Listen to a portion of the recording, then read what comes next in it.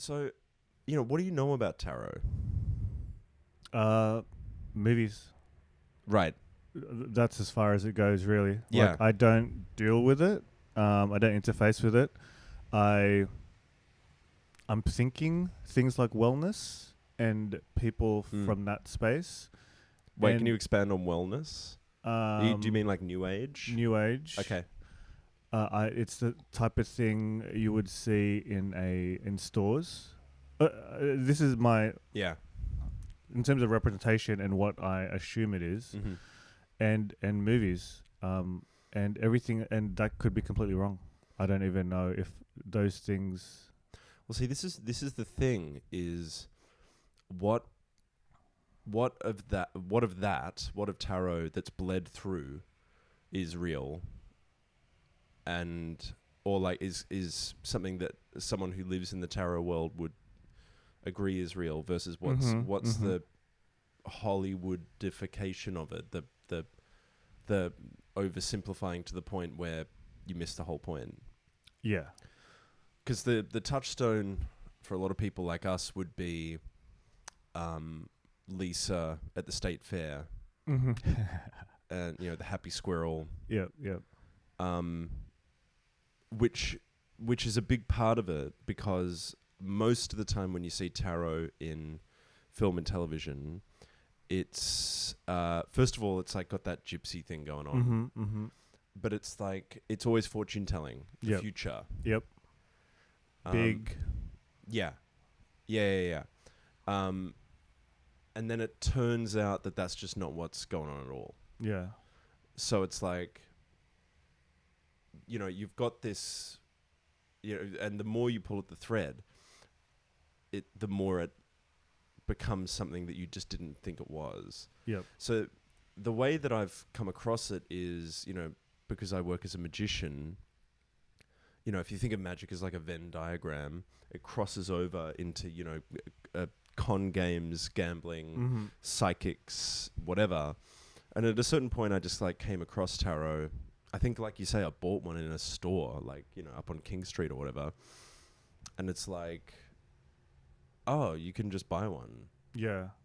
Well, I mean, looking back on what I see it in movies, it's a device. It's a device for it's a plot storytelling. device. Yeah, it's a plot device. Yeah. So it's not being dealt with in a meaningful way. It's a malevolent thing. Mm-hmm. It's a sort of whimsical thing.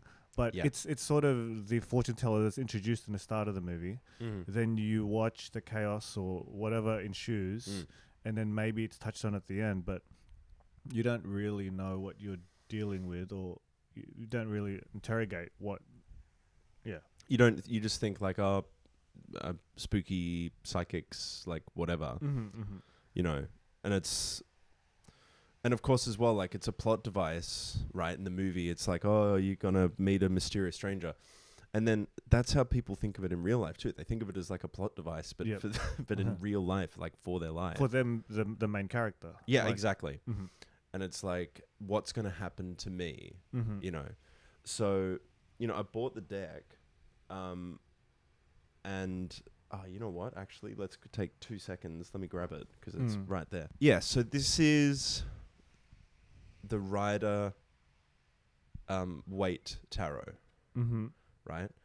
And this is the one that we all know. This is, and because this is the other thing is there are thousands and thousands of these that don't look like this, that are different art styles and from different periods and from different cultures. Wait, okay, so cultures. So I grew up Catholic, and I obviously know what it's like to grow up religious, but I also know just how people interface with me with religion. They have preconceptions of it, also from the movies or wherever, because they don't know.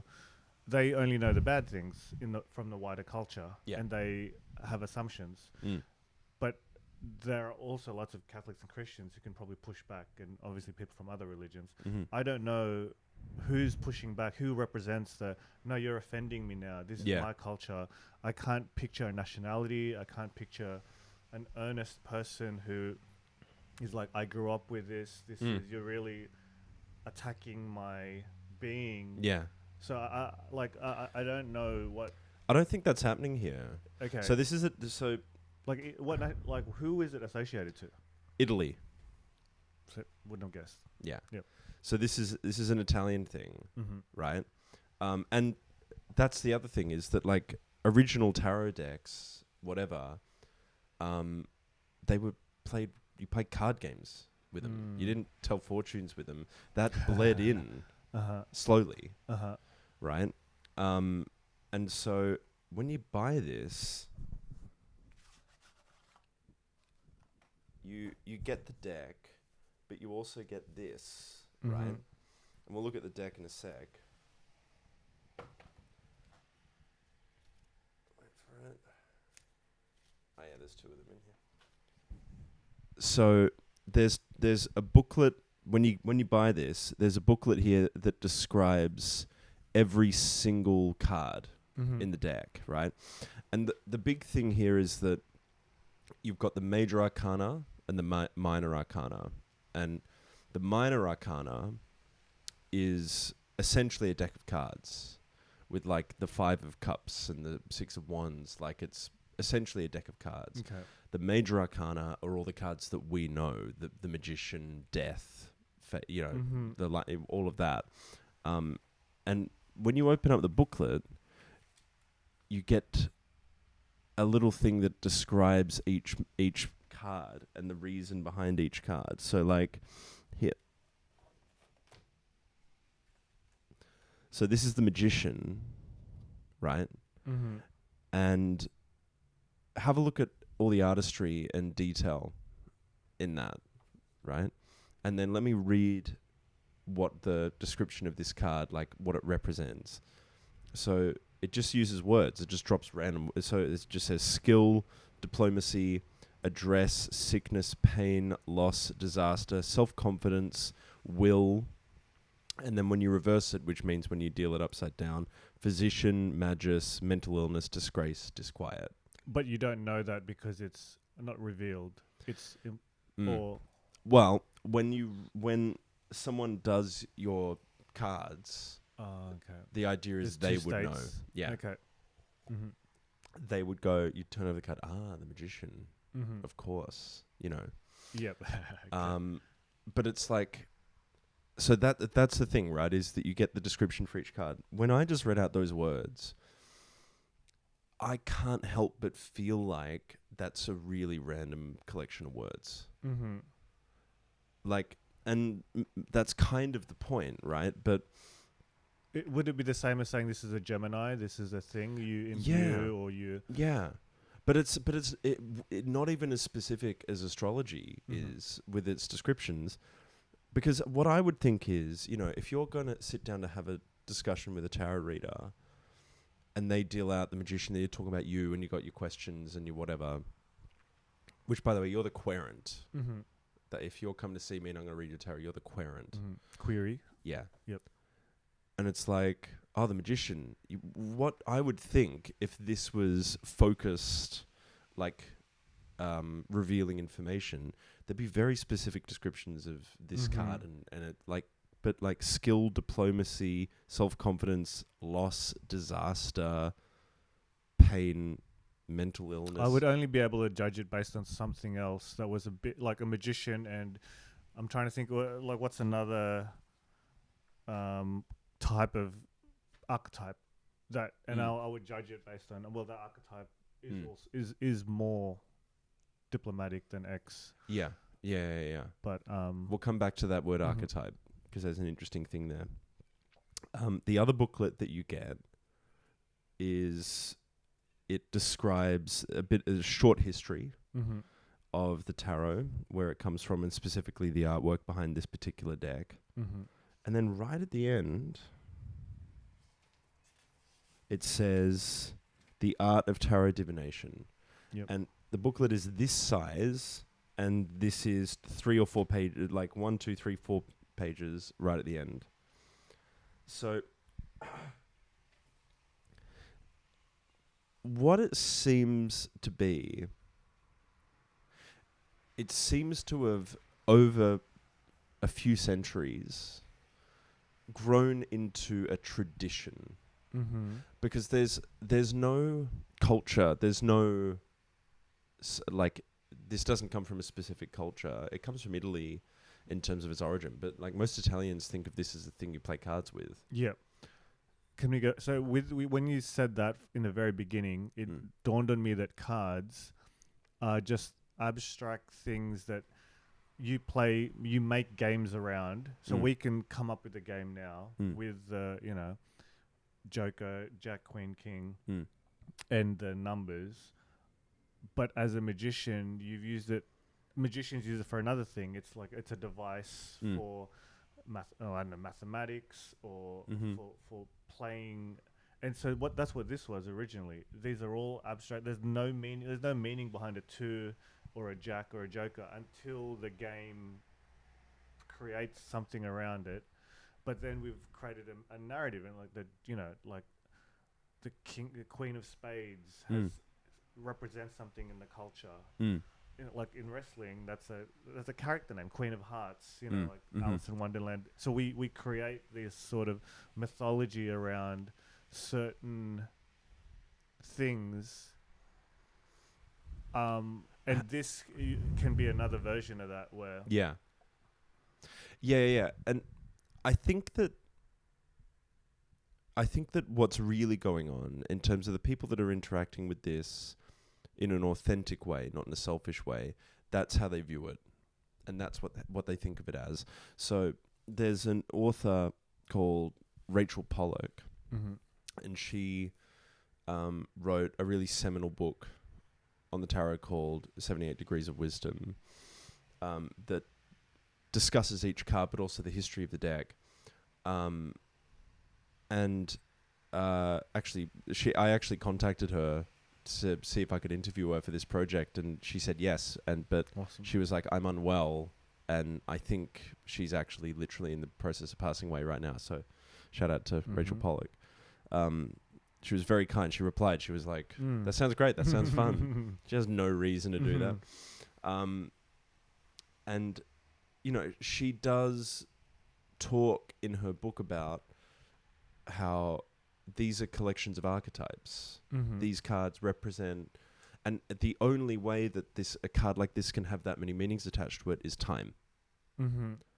And like over time, it's like, and the way that we talk about these readings or these, whatever, in retrospect, it's like, and you get a lot of like, well, for me, the magician means X, Y, and Z.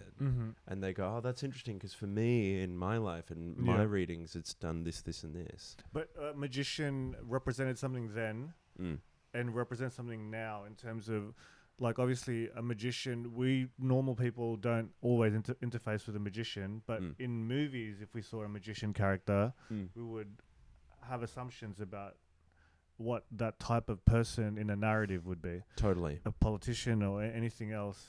We don't deal with a pope necessarily, but they symbolize something, and through time, the symbols can change. Yes. Yeah. And I think as well, like, that's almost a cliche with tarot readings that you see in movies and TV, is like, the magician card. Oh no. And then they go, no, that's good. In this context, it's good. Yeah. So really looking at it, from one angle, this deck is a collection of archetypes, and you come in with an intention, with a question, and you share it with someone else. So the idea is you don't read for yourself, but you share it with someone else, and it's an opportunity to ask questions, to come at it from a different angle, So like in my mum's house, she has a little bowl, and in the bowl are little cards, and on the cards are words like patience, communication, optimism, like whatever. And you have a little question in your head, maybe about the day, like, how am I going to go through today? Fish around, take out the word. And I think that's a good metaphor for how we can interact with tarot in a way that isn't woo-woo, which is that no one's saying, fate guided your hand to the word optimism today. it's the other way round. It's that it kind of doesn't matter which card you choose. It's going to make our mind go, oh, that's a pathway in. Because so often when it's like, how am I going to deal with that thing today? It's this big, ineffable mountain over there. And it's like, how am I even going to start? And then the word is like, okay, well, that's a way in. It makes me think of, it's a common question. How are you? It's a throwaway line. But if you literally were like, let's sit here for 10 minutes, let's create a ceremony, let's really interrogate how I am today, and let's really answer that. Like that to me is what that thing you described with your mum is, where because it's all internal. It's you processing, wait, how am I today? Give me prompts. Here's my answer. But that doesn't happen, obviously. No, well, I mean, meditation maybe. I've never meditated, so I don't know. But like, it's like internally summoning the answer to how are you. And it's like you wanna ask how are you, like, there's so many, these days especially, there's apps and there's all these programs and gratitude journals to try and just get you to talk to yourself and figure out what's going on. And I think a big part of the reason why is because, like, the core of that is I'm not happy with how I'm feeling right now, and I want to change that. I want to feel better, but also I want to understand, like, because so often it's like I'm anxious, I'm depressed, but I don't know why. I don't know, like, we can't. And then this is the problem. This is the thing that I'm struggling with tarot, is especially what gets out into the mainstream, what we see. It's the same as a lot of what we're hearing right now, which is like, don't worry, there's one answer to your question. And that really concerns me. Like, anytime I hear that now, because you're hearing that, obviously it's very right wing to be like, I know it's hard, don't worry, here's the one thing. To push back, you said I'm unhappy right now. As I was driving in, I don't know what prompted this thought, but I was reminded how stupid existence is. And I think that's the thing you're constantly dealing with, where you're like, what is this? What is all of this? I think it was the rain, really. Like, I think I was going, what is weather? Why do we have weather?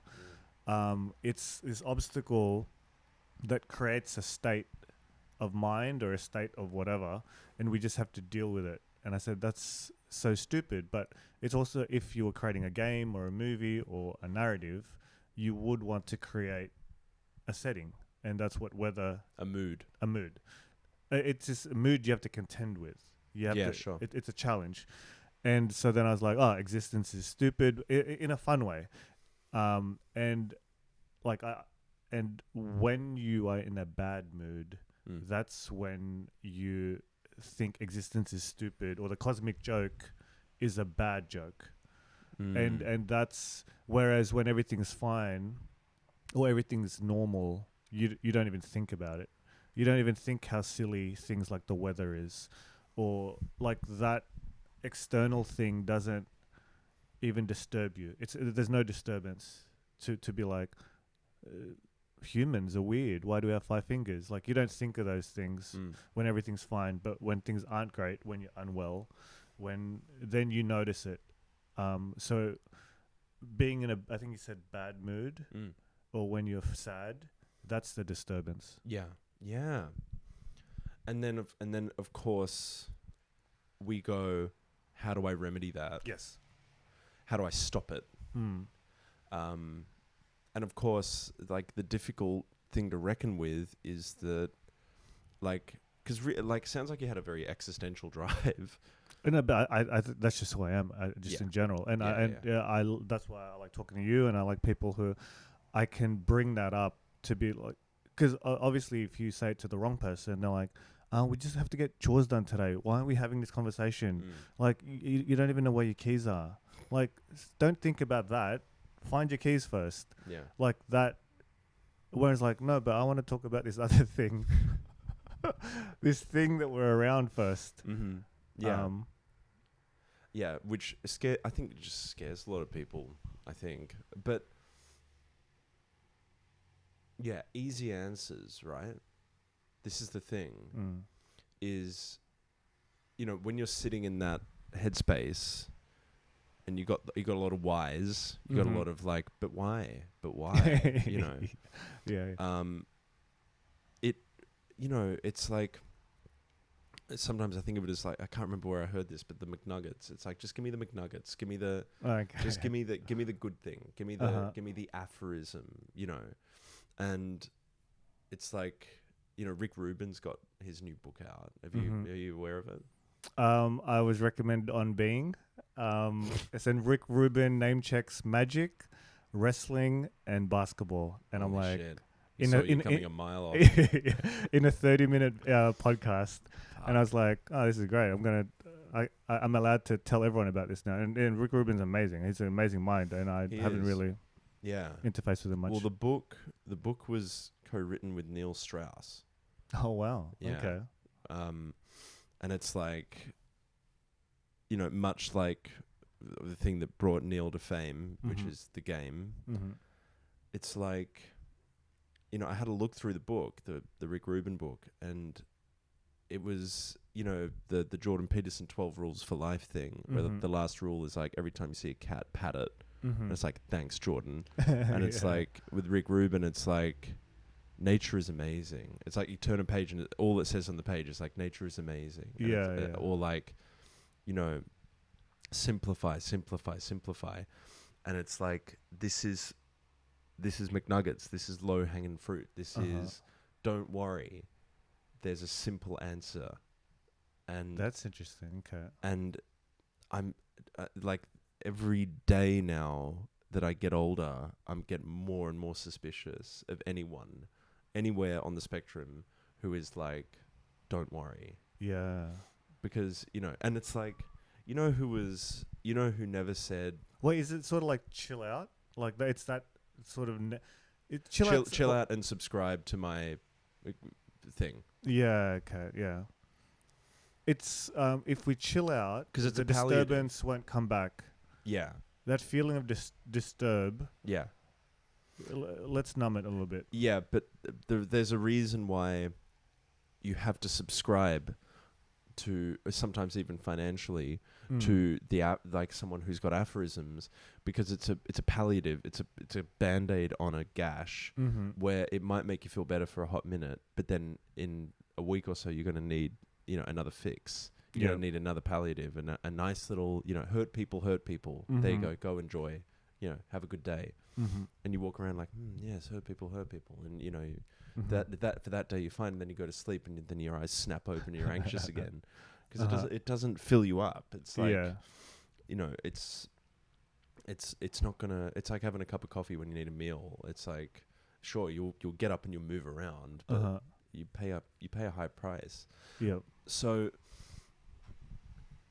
coming back to Rachel Pollack, right, this tarot writer. So Rachel's whole thing is, to take an individual's incredible career and surmise it down to, a palliative. But the angle is, it's not about being psychic. It's not about something that's out there. It's about it's like you've got the answers already. It's just you've got to work it to bring it out. Like, you got to till the earth. You've got to dredge stuff up. You've got to think about stuff from different angles and, put yourself back within the context of the universe, right? Because, like,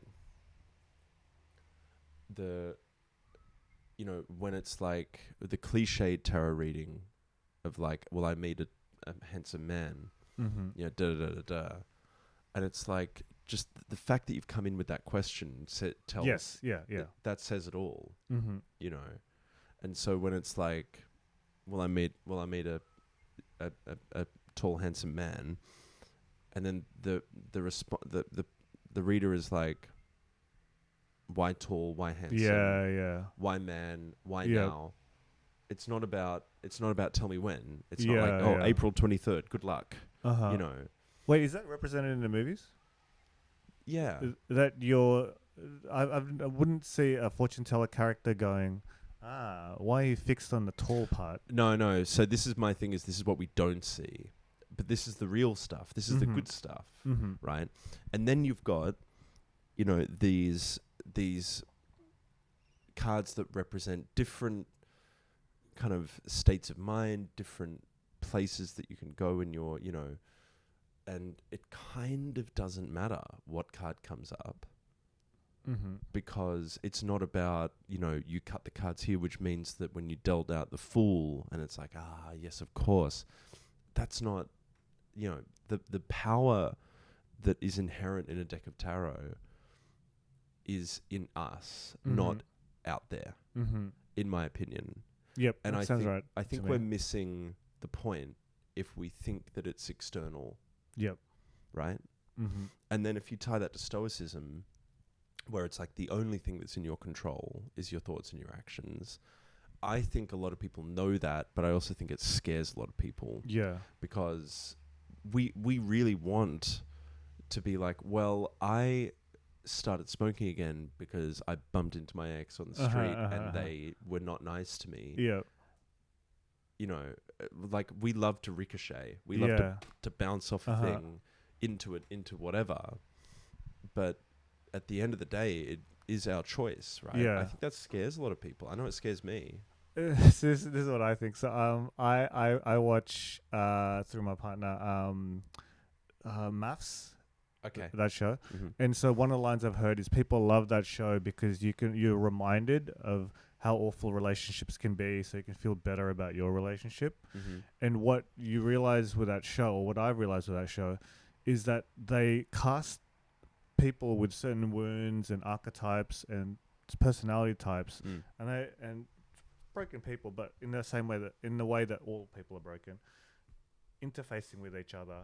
So all these things are coming up to the fore quite quickly, and you're like, oh, this needy person's with that person, and then every show is just this the friction between two types of people, and we as observers watch it and go, look at those crazy people. But I think the best way to watch it would be, oh, that person represents the needy side of me, and that person represents like we all have these qualities. It's just these characters on TV. It's very pronounced, and everything's heightened in a way, and simplified. Yeah, and simplified. But then you're like, yeah, but put me in a corner, and I'm every character in this thing.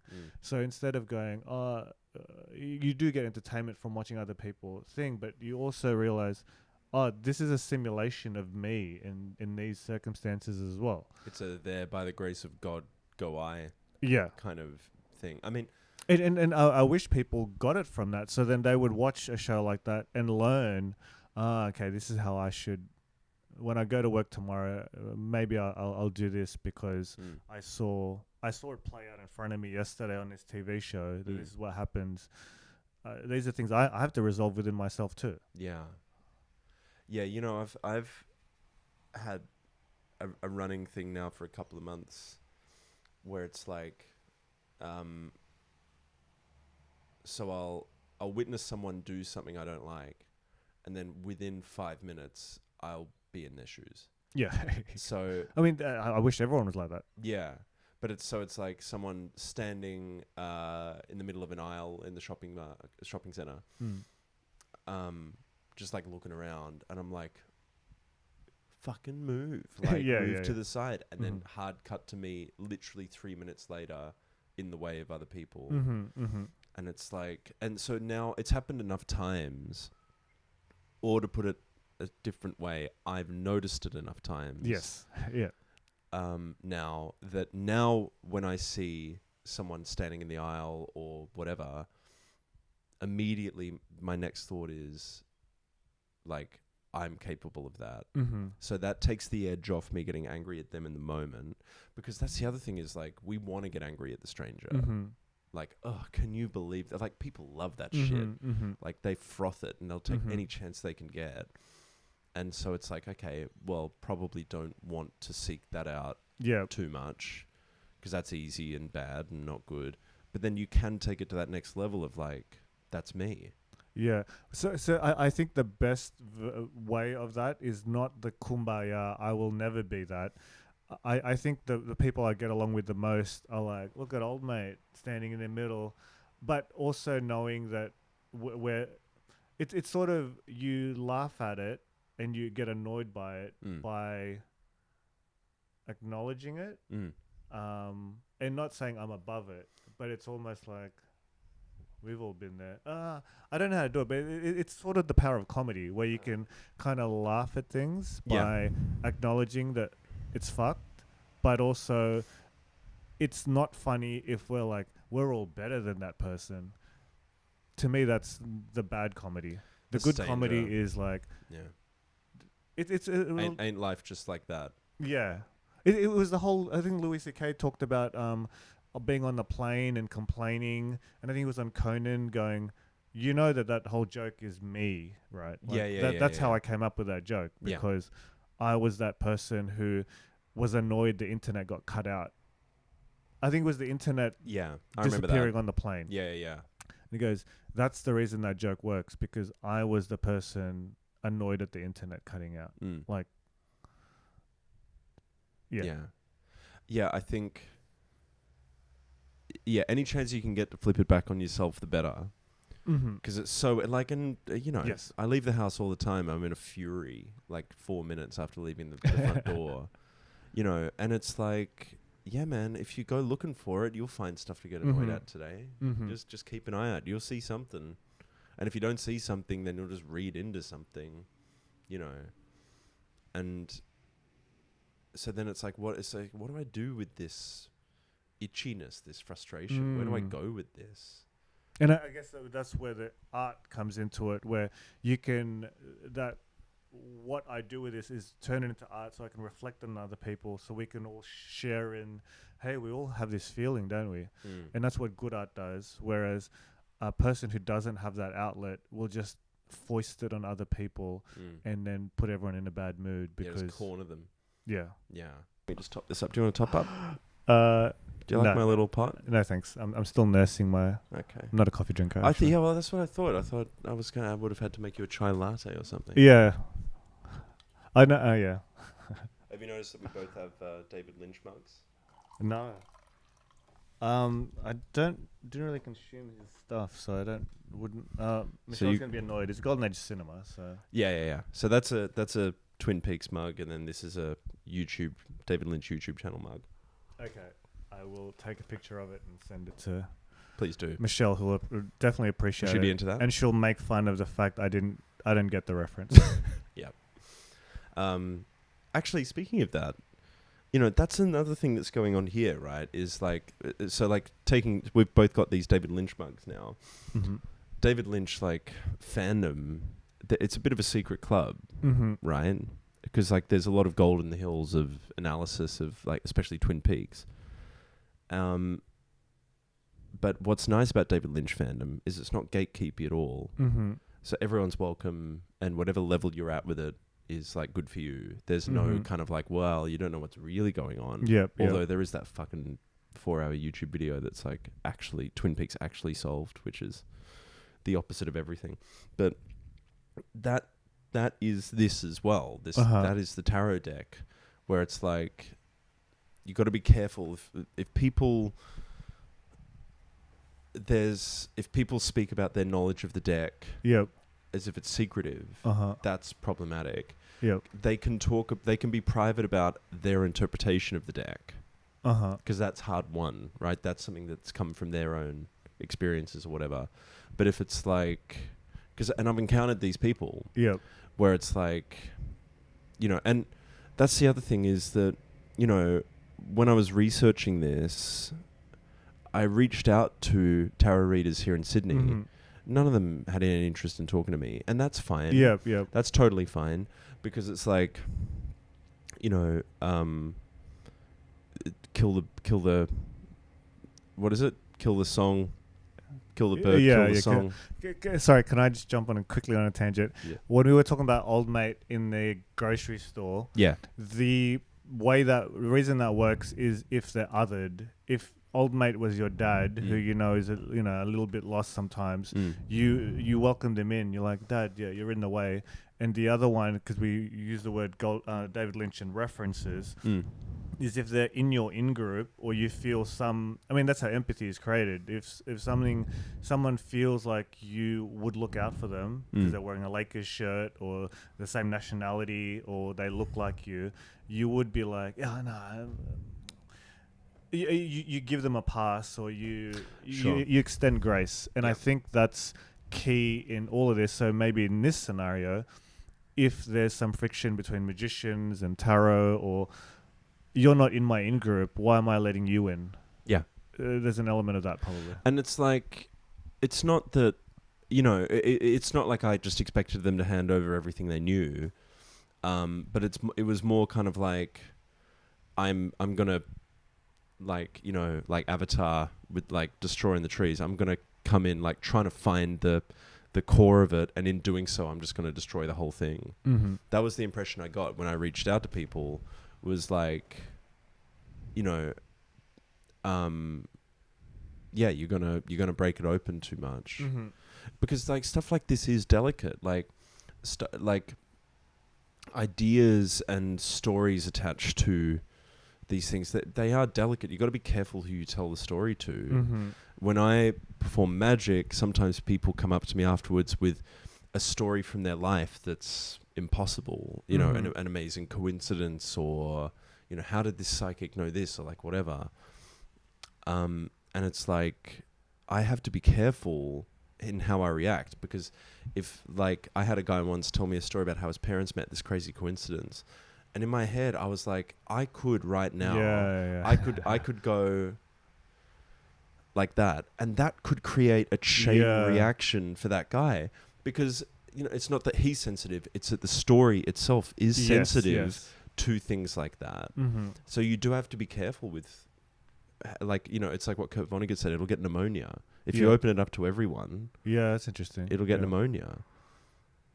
Yeah. So with the fortune teller prompt, you know how I said, so you focused on the tall part.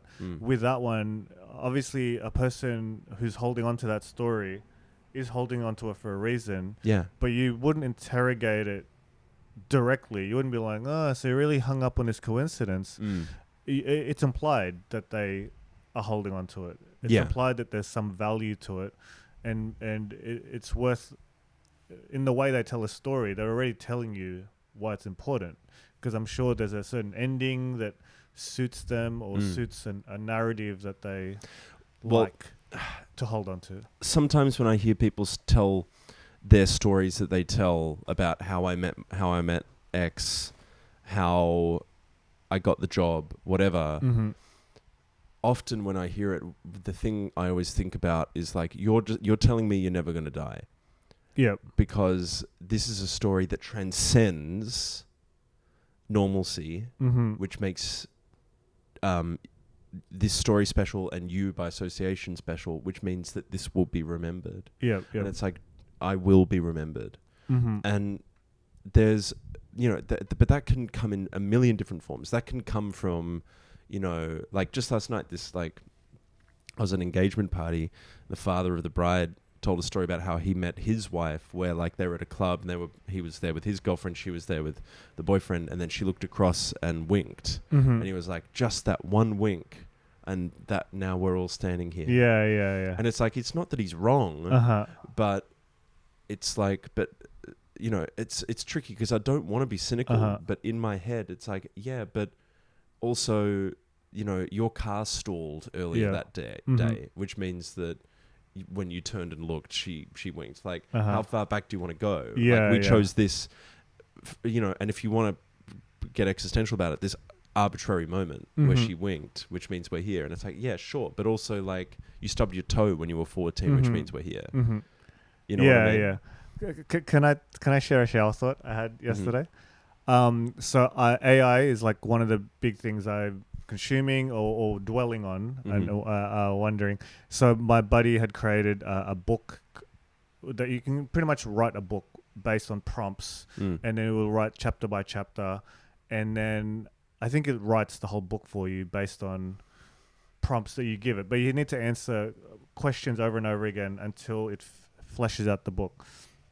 And then I thought of like, if AI literally said to you, "Hey Harry, if you go to Italy in 2 weeks, you're going to get $1 million," and it's almost like it's telling you the literal formula for getting things, and you believed it. And I said to you, with 100% certainty, you will get this $1 million. Life, you still wouldn't do it. I think the will, remove the belief out of it. Just the will to actually do it is still hard. You still have to invest $3,000 to go to Italy. Knowing you'll get a $1 million return, I think will, agency, I mean, it doesn't, I don't think life works that way, where this is the way, then you do it. Because so many things will get in the way. You'll talk your way out of it. And again, you're removing any doubt. Like, this will happen. Like, let's say in this future world where AI is literally telling you the formula to do things, to get things, the human age, there's something innate in humans where it's still not easy to pull off. Yeah. No. No. Yeah, I'm with you. I'm 100% with you. Whereas a robot would just like, yeah, I'm just going to do it because that was the prompt. I buy this ticket and yeah. I think there's a reason why psychics and tarot readers, or anyone who is in a position to be like, if you do this and this, this will happen. There's a reason why they avoid that level of specificity. And I think it's because that's not. But it's also like, it's like if you go to Italy in a week, you get $1 million. It's like, yeah, but what part of that was me? Like, I didn't. Now I'm just I'm an amnesiac. I'm a drone at that point. I'm just gonna, okay, I'll go. Yeah, but you've outsourced it to the robot. You've outsourced it to the all-knowing being that's, calculated this and that. And now you just have to follow through. Yeah. But like, that's what a builder like the architect follows the plans, or whatever. The builder follows the architect's plans. But now with AI, the architect is the robot. Yeah. But it's still this, we've entrusted an external thing, and my part with my job is executing that one bit. And AI is just, outsourcing the architect and the person who I trust. It's more, the prompt is, go do this. Yeah. The email and the DM that led me to here. Yeah. Could have been outsourced. AI could have just prompted that. Sure. And can I add something to this as well? Like, is there an element to what you're saying of like, it's not the journey, it's not the destination, it's the journey? It's like, where it's like, what happens between me today and a week from now where I'm in Italy? Isn't that the point? That's where the joy is. That's where the humanity in it is. Yeah. Yeah, and the individual shines through. But it's like, well, yeah, I just went. I just, I followed the thing and I just did it, yeah. I listened to a podcast on the plane, landed, got my $1 million. But isn't that what you said about subscribe? Rick Rubin said this in a podcast, and then I did it, and then now I'm a millionaire because I read this book. Yeah. I read 10 books, and I patted every cat, and now look. Well, I think it's, and yeah, that's the thing, is that you don't hear people say that because, of course, it just doesn't happen like that. Because the other thing as well is, like, when you're looking for solutions to your problem, it's very easy to forget the idea of wherever you go, there you are. Because it's like, cool, you got the $1 million, but you're still there. You're there with you. When you get there. It's still you, and it's like so you do hear this a lot when it's like, once you can live relatively comfortably financially, like if you're not worried about how you're going to pay your bills or buy food or whatever, anything above that, it doesn't exponentially get better after that in terms of wealth.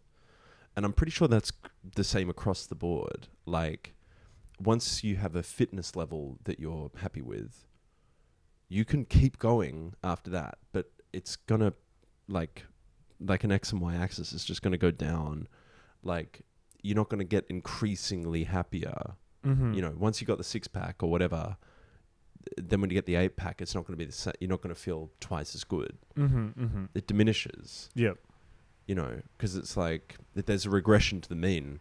Like, no matter how much you reach for the whatever, you're still here.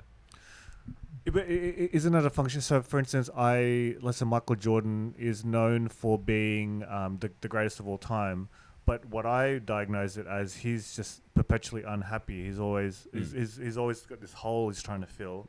So, not having that contentment is what leads him to greatness, essentially. Yeah. And so it's not going to the gym 1,000 times.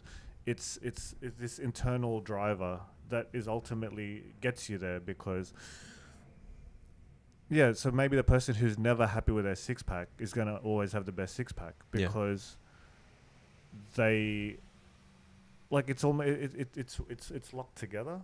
It's Dr. Cox in Scrubs, where he's like, you want to get super fit, you have to hate what you look like in the mirror. And it's a joke, but I think it's true. Like, if you want to, like, bodybuild, or if you know, you have to be unhappy in order to like, because if you're content, well, you need a narrative that keeps you going. Yeah, unless your joy, You need a fuel. So it could be a negative fuel or a positive fuel, I guess. So, I'm trying. So, because all these books, because the scenario I used about buying a ticket to Italy is the equivalent to 10,000 hours. If you just go to the gym every day, even if you're not in the mood, it's those types of, it's a prescription. You do this, then X will happen. Yeah. And you'll feel better. Yeah. Or you'll change. I think, you know, what I was going to talk about briefly was, like, frauds, right? So the more I've dug into it, the more I've found people that are very reasonable, well-rounded individuals who enjoy tarot, and it's not about some God-given right or a psychic power. It's just about having a conversation, and it's much more grounded. But there's a rich vein. There's history. There's archetypes. There's a well to draw from, like, of experience and common knowledge, to then discuss and probe and, you know, whatever. But I think it's also a tool that's used by frauds a lot. People who want to make money. And the cliche of that is, like, you go to New York and you see the neon sign with the crystal ball and the eye in it and the and all of that. And, you know, I get a lot of stories from people who are like, how did this psychic know this? How did this tarot reader? They said in a year from now, I would I would break my leg, and then I did, and so when I was younger, because, you know, when you work as a magician, you learn how these things can be faked, and you not only do you learn how to fake looking like a psychic with, you know, cold reading and hot reading and all of that kind of stuff, but you also learn how the person watching it, the recipient, can entrench and hyperbolize that story over time. And that to me is the bigger one. Power. And when I was younger, people would tell me stories about this. I would just tell them. I would tell them that. I would be like, "You've entrenched the story." You know, da da da. And people couldn't hear that. Yep. They couldn't understand it, and I just didn't know enough at the time, right? But it's like, this is what we do, right? We have an experience. We have the story around it, and then if we're invested in that story, you know, if the hook is, and that's why I hate him now, or and that's why, you know, I got the job, or whatever it is, right?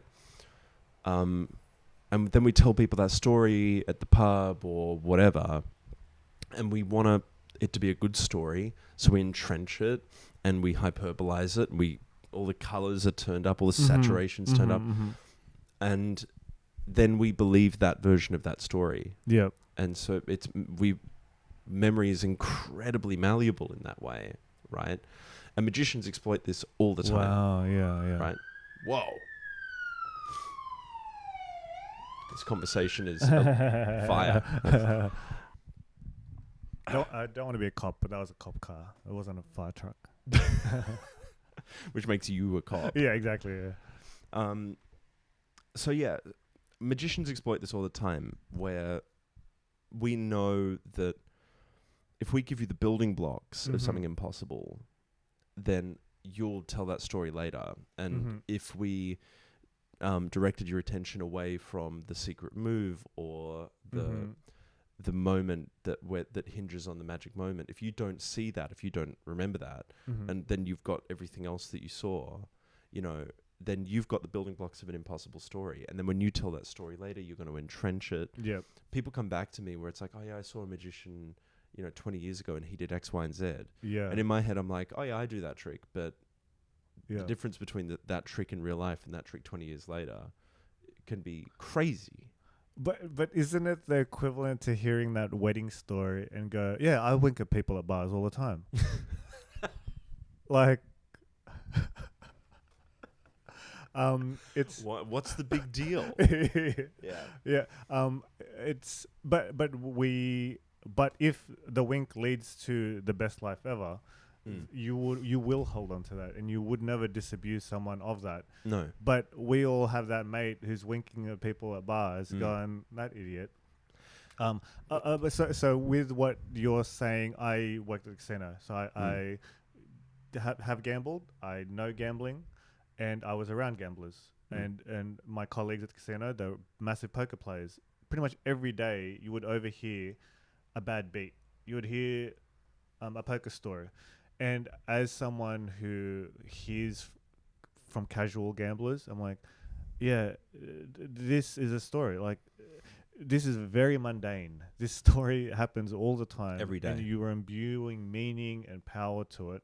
But I'm telling you now, not many people are living in mansions because it's a one-off thing that happens. And one-off things happen. But the power of it, that's what a movie is, a one-off thing that happened too. Like it's just a narrative, and it's our perspective of it that gives it the impossible angle. I mean, it's like the cliche version of what we're talking about is, it was this big, the fishing story. It's the same thing. And it's okay that we do that. It's not. I'm not saying that it's like we gotta fix that about ourselves, because first of all, that we never will. Yeah. Because that's just life. But to me, that's what I realized. That's what a movie is compared to a life. A life is everything, everywhere, all at once, like literally. Yeah. And a movie is like, let's just focus on this one bit where it's an awesome story. And it's nice and clear. And it's nice and clear. And there's an end point. And also, we don't like it when movies are too real. When like nothing happens or whatever. Yeah. Open-ended. So when people come to me with stories about, like, because often when they tell me the story, they want me to qualify it as an expert in the impossible. So they're like, so go on, how did he do that then? That's the angle. Yeah. How did the psychic know this then? And it's like, I could break it down for you, but the truth is, no matter if I just opened up a doorway and inside was everything that explains the story you just said, down to the most minute detail, you'd be like, I'm good, thanks. Yeah. I don't want to hear it. And these days now, I've stopped riposting in that way. Well, you just described conspiracy theories, really. Like, then why did this happen then? And then you're like, yeah, but.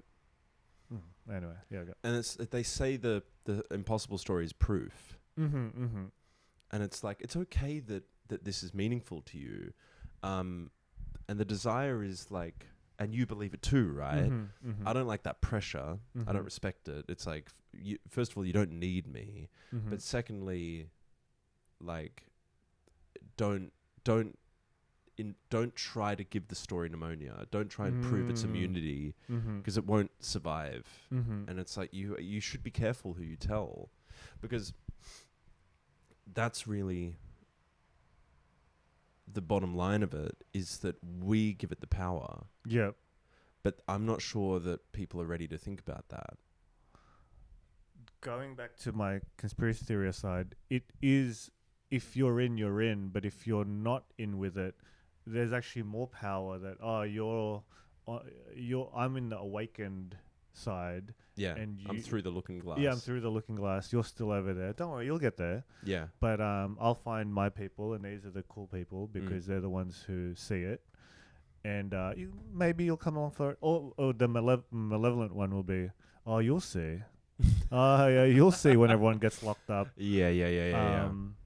I was letting you in. I was about to let you in the club. Yeah. And open the door for you, but you didn't want to. You didn't want to walk through, and that's what the rapture is, and these types of things where. What did you say? You said something like, "I want you to be a part of it," or I want you in it. Yeah, to qualify. I want you to qualify it. Yeah, but also to witness it, right?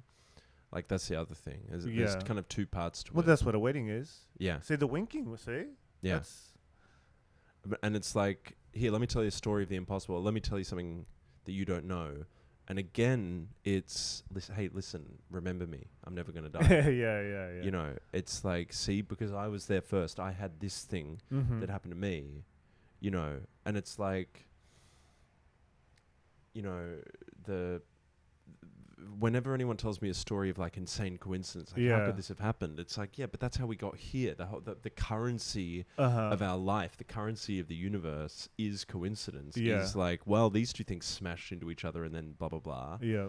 And so it's like...